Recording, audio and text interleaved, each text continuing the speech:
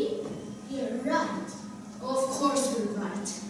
Oh, Nicholas, don't fret about it.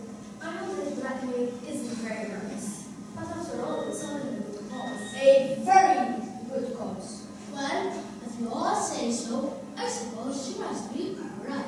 Oh, well done, Nicholas. I knew the sense. Good old Nicholas. About time, too. So that's how the Red Project got started. So if everyone had pen and pen and document and watching and taking notes and anything that needs granted.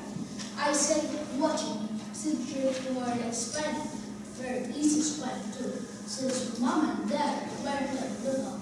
They were both trusted with running in the house, bringing in money, serving up needs and all that stuff, on top of looking after Granny night and day. They didn't even notice the four of us sitting in separate corners of Barnum during our homework, and some was really good fun. Especially at the start, there was this time she sang that out at midnight to buy a flower light free for Mr. Hanley. But since even then, the time that took her a bit of the back of her telly told her there was a strike on all four channels, just so she'd go to bed and she could watch snooker in peace and quiet. And don't forget the time she said to me, are you one of that Henry's children, or are you one of Natasha's? And the night he came back from taking her to vote, the night of the general election. God, it was funny. He was furious when she insisted on going. Exercising her democratic right and duty. That's what she called it. And she made him take her. And what a mood he was in when they came back. Yes, Mom. Yes, Mom. Yes. The moment we know the result of the election, I'll let you know. Mom, my coat's wet through and I need to take it off. I'll be back in a minute. Right. Which one of you was it? Confess. Which one of you was daft enough to mention to her that this was an election night? There's a night sign going up right outside your window. It says, to the polling station. That's no excuse. Voting at her age? Ridiculous. She must have lost her grasp on the subtleties of British politics shortly before the Suez crisis. What difference does it make to her what luck gets in? Pensioners always do right. You see them hobbling out of the post offices with their fists full of tanners. What does it matter to them which party is in power? And what were you doing creeping along behind, may I inquire? I was just watching democracy in action. You never know when you're recovering between some projects. No. The embarrassment of accompanying her there in her bedroom slippers. Well, I'm sure the polling officers didn't mind. Mind? I was always arrested. They thought I had wrecked her against her will to make her vote for the party I support. Well, that wasn't your fault. That was because she shouted in such a loud voice. Henry dear, where shall I put my little cross? The shame of it. I thought the worst part was when her bloomers fell down. Oh, Lord, her bloomers, I could have died. Sure, vote for socialism was worth a pair of falling knickers. But she didn't vote for socialism. What do you know about it? You weren't even there. I saw her putting her cross onto the paper. And so was Sophie. And she says she put her cross exactly in between the top two candidates. What? Spoiled her vote? She didn't have her spectacles on. After all that trouble, all that effort, the humiliation, wasted her vote. Looks like it. I'll kill her. I will kill her. I will. It's senile old folk like her who don't know which way up the ballot paper goes that bring in these landslide victories for this blood lot, time and time again. Lucky to be where the voting comes and have more than one candidate to vote for. I don't know how you've got the nerve to say that, Natasha. You didn't vote. You just sat there reading the paper. I was the one who went out in the cold and wet and took her along with me. At a snail's pace, may I add. We both got sudden wet. And all this for a wasted vote. Well, I come from all votes are wasted votes. And anyway, it's my name of black tea of that my name of the roof. What? What did she say? What was that? She said, the change of rulers is the satisfaction of fools. I've just heard, who's there? The doctor. Don't worry, darling, there is always hope. Malada Yurak police statement. What? What? What did she say? She said, young doctor, happy churchyard. That isn't very nice at all.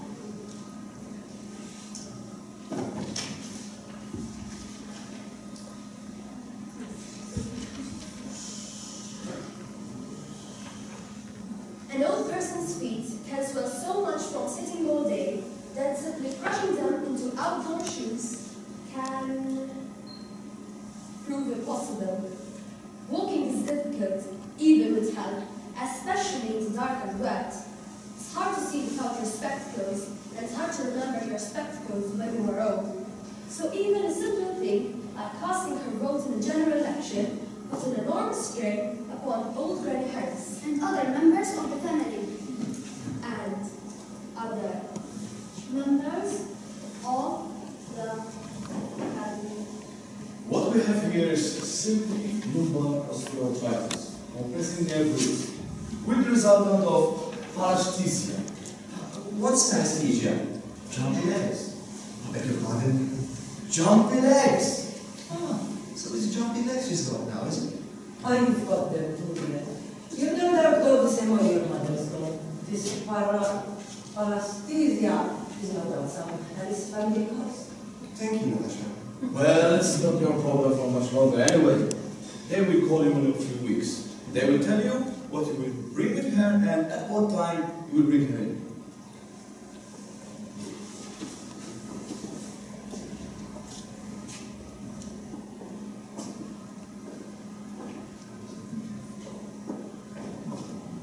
Don't look at me like that. Don't you dare look at me like that. Only when you have put your father and me kindly and safely in our graves may you look at me as you do now. Only then!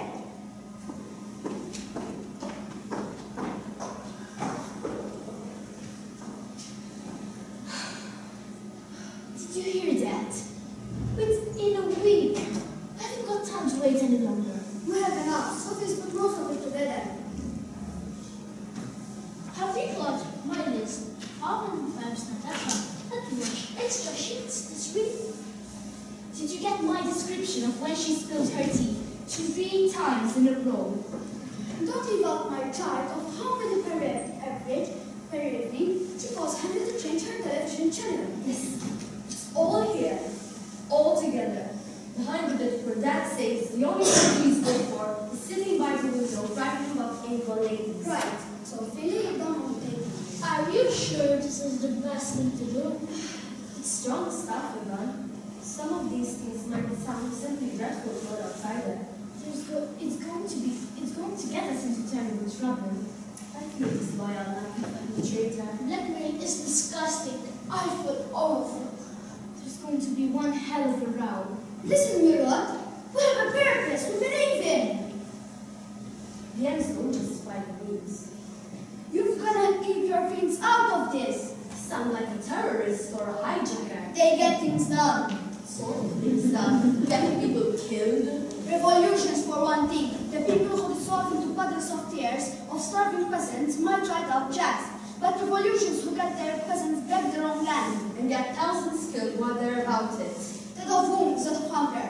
What's the difference? You've got no feelings at all, have you? Better than not being able to think straight. I'd rather not think straight if it ends up as crooked as this.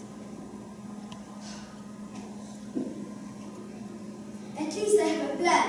A plan that will work. Oh sure, like kidnapping your enemy's children or ripping out people's fingernails to get the information you want.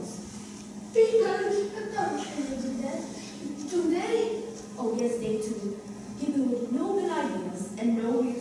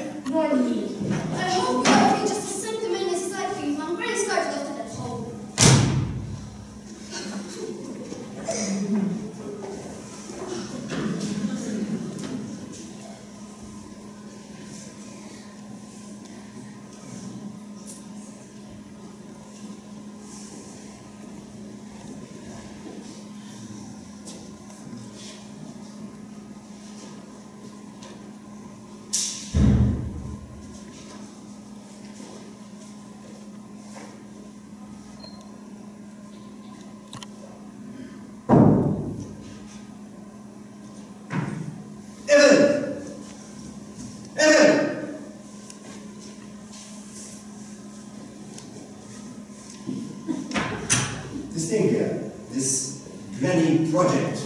Well, Yes? I'm asking you, Well, I was going to end it on Monday. is this a joke? No, not a joke. Who chose this topic? It was Sophie's idea at the very start. Sophie's.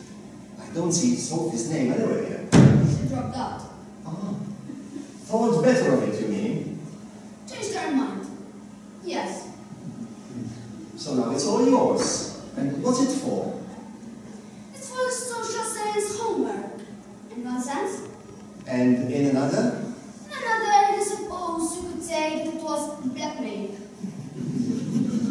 Blackmail? Blackmail to stop you from putting Granny in that hole. We keep your granny here, or you hand this in at school. Right.